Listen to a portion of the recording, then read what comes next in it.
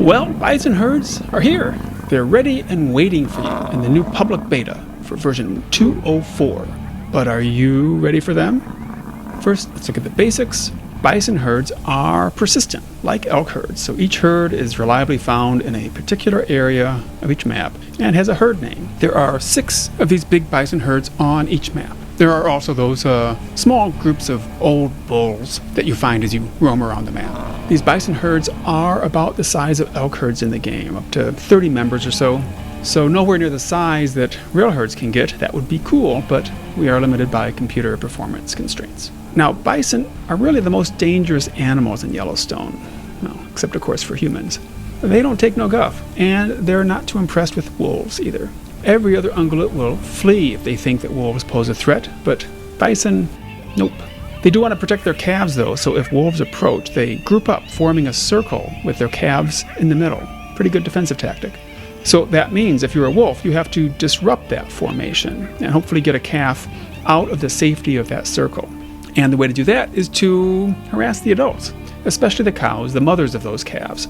If you can lure a cow bison away from the herd, get it to chase you some distance, then its calf will probably follow it, and that's your opportunity. You and your packmates can swarm it, trying to get in enough bites to kill it while avoiding the hooves of its mother. And if you're lucky, not many other adult bison will come to the aid of the calf before you succeed. And the emphasis there is on packmates. You may recall from a devlog last year that wolf biologists have found that the optimal number of wolves in an elk hunt is only 4. Well, it's a bit more for bison. Optimal number of wolves for bison is 9 to 13. That's because you need a lot of wolves to harass the bison and spread out the damage that bison deal out, so hopefully nobody gets too hurt in the process. We've drawn on that finding along with many other observations and insights by wolf biologists. This book, Wolves on the Hunt, has been an important source for us, as dozens of observations of wolves hunting bison, and reading them you gain a new appreciation for the patience of a wolf. These hunts, if you can call them that, involve a lot of wolves just hanging around near the herd, waiting for something to happen, waiting for some bison to wander away from the group or make a mistake.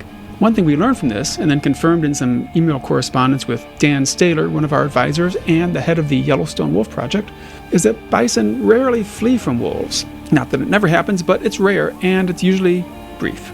Bison understand their power, both individually with their massive size and strength and their pointy horns, but also the power of the herd. They're much better off grouping up rather than fleeing. They form that circle around their calves and dare any wolf to come and bite one. So instead of a brute force attack, wolves have learned to tease and coax individual bison away from the herd in hopes of getting a calf out of that protection as well. And so that's the main tactic that you can use too.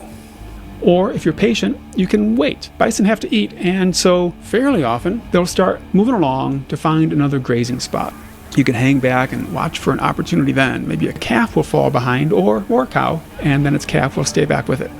Our calves in the summer and fall are the primary prey in these herds, but almost every herd has 1 or 2 weaker adults who, due to sickness or whatnot, are not thriving. They often have less than half of their normal health, sometimes a lot less. So look for protruding ribs and pelvis. That's the sign of an emaciated bison who, again, with some help from packmates, offers a reasonably good chance of a successful kill.